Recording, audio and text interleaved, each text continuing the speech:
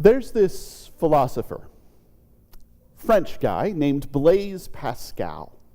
He's best known for this wager he wrote about, this bet that he wrote about.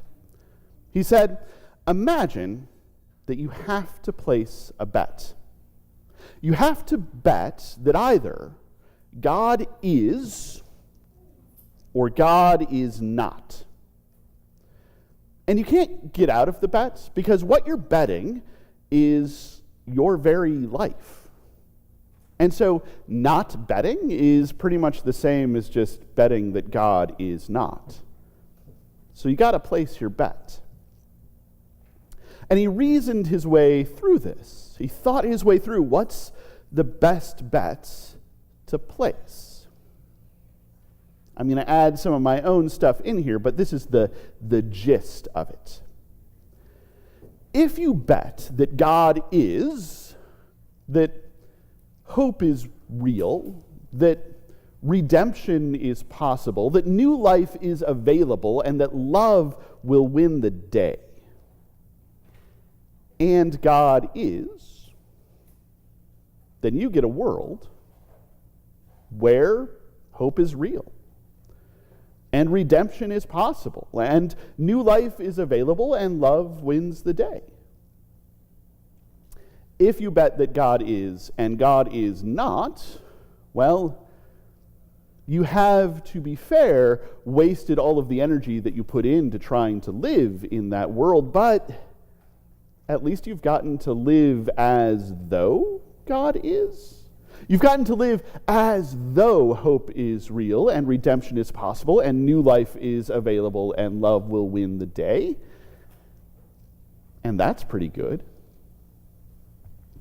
If you bet that God is not and God is not, well, then you haven't lost anything, except you haven't gotten to live as if hope is real and redemption is possible and new life is available and love will win the day. And if you bet that God is not and God is, well, then you've lost out on the reality of hope being real and redemption being possible and new life being available and love winning the day. So Pascal said, the better bet is to bet that God is. The best thing that can happen is amazing.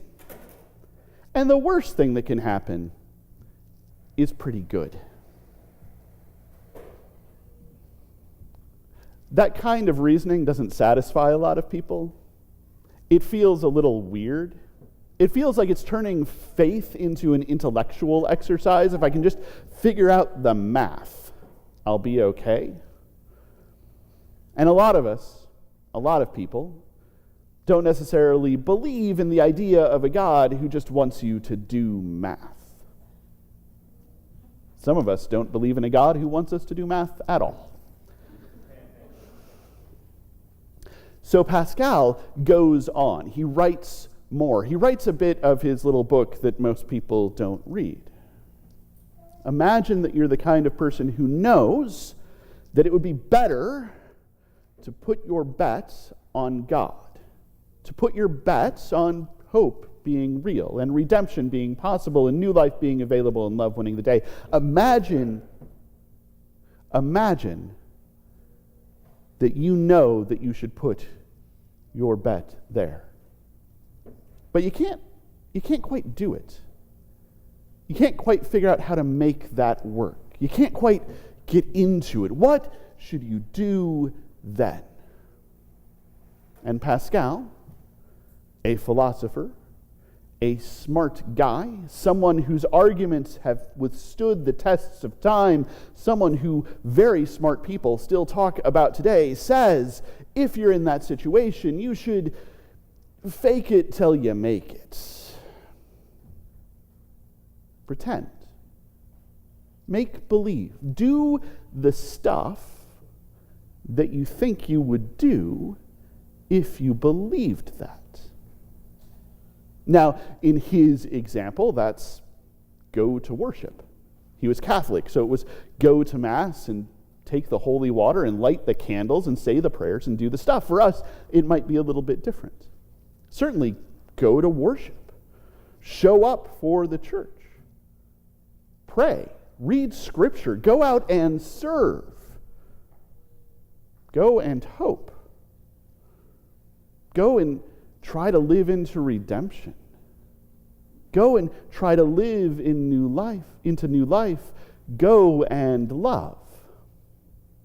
And if you do that, you just might find yourself starting to believe.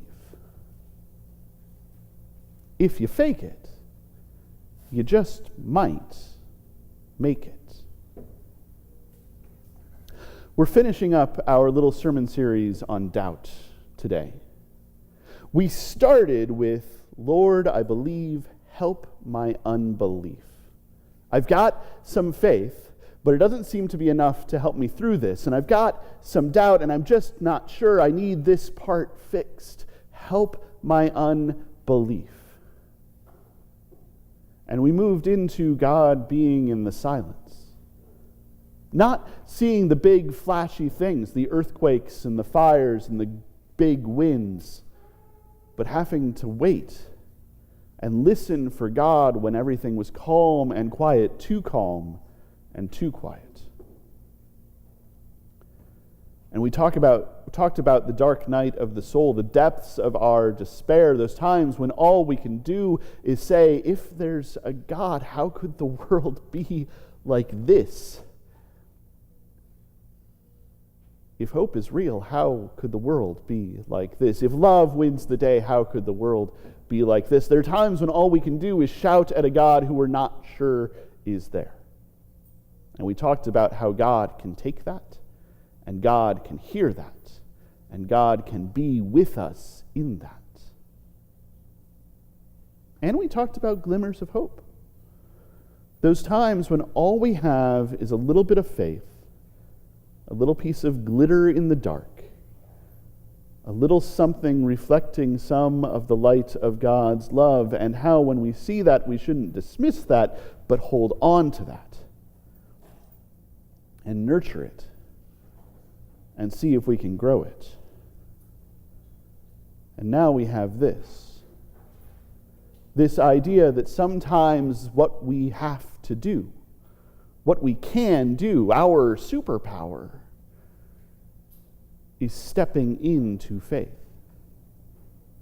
See, faith is not certainty. Faith is not a for sure thing. Faith is trust. And trust is a risk. Faith is loyalty, and loyalty is a risk. Faith is love, and love is a risk. There is some putting ourselves out there. And sometimes the most we can do is put ourselves out there. We have two readings today. In our first reading, Abram, he's not Abraham yet. Abram is at home with his family, with his parents, in the same town he grew up in the same house he grew up in. He knows this place. He knows how stuff works. He knows who he is. And then God calls to him. Abram, leave pretty much everything you've known and follow me. I'm going to lead you into another land, a land that's going to be strange and sometimes hostile, and I'm going to make of you a great nation, and all of the nations of the world will be blessed through you. And Abram goes. Abram takes the leap, and it is not a small thing. Abram says, this is what I know, and this is what is possible. I'm going to go for what is possible. In our second story, Jesus is walking along the shore calling to people. People who have lived here all their lives, who know this sea, who know their job, who are the children of fishermen, who are fishermen themselves, who, if they have kids, will have kids who are fishermen. They know the sea, they know the boat, they know the fish. And Jesus comes along and says, "Follow me. I'll make you fishers of men, fishers of people, fishers of all those folks out there." And they go. They say, "This is what I know, and this is what is possible. I'm going to go for what is possible." And I want to be clear. Neither Abram nor the disciples have it easy. They are taking a risk. They are putting themselves out there. They are saying to themselves and to others, hope is real, and I'm going to follow hope. Redemption is possible, and I am going to go into redemption. New life is available. I'm going to step into new life. Love is going to win the day. I'm going to go for love. But it's going to be hard. You can read Genesis. You can read the Gospels. You can read the stories outside of Scripture about the disciples. They do not have easy lives. It is hard. And it is strange. Sometimes it is disheartening. Sometimes they are on the verge of giving up. But they do it all the same. Sometimes I am convinced they have to pretend. They have to make believe. They have to say, I'm not sure that I can do this, but I will pretend that I can do this. And if I pretend hard enough, maybe I can do this. Maybe God will come and be with me and help me through this. And that's a theme again and again throughout Scripture. That's a theme again and again throughout history. That is a theme again and again through our lives. It is not always certain. It is not always indisputable. There is sometimes doubt. Even in the best of times, there is that little bit that says, I'm not sure that I can do this. Sometimes our unbelief needs help. Sometimes everything is too still and too silent. Sometimes we are in the dark night of the soul. Sometimes all we have is a little glittery piece of faith in the darkness. But in those moments, even when we are not sure,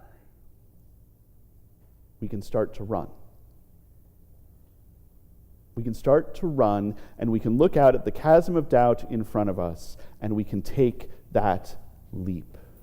We can take that jump. We can take that chance, relying on God, trusting in God, being faithful to God, loving God, putting ourselves out there for the sake of what is possible, for the sake of the idea that hope is real, that redemption is possible, that new life is available, that love will win the day. And if we do that, if we take that chance, if we take that leap of faith, then it just might come to be that hope will be real, that redemption will be there, that new life will be abundant, that love will, in fact, win the day.